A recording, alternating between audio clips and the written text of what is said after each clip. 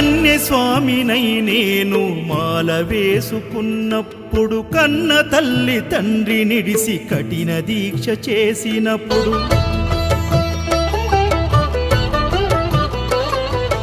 కత్తి స్వామి గున్నప్పుడు కష్టాలు తొలిగినప్పుడు, కట్టుకున్న ఇరుముడి తల నెత్తి పయనమైనప్పుడు, పుట్టెడన్ని బాధలు కన్నీళ్లు తొలిగెను.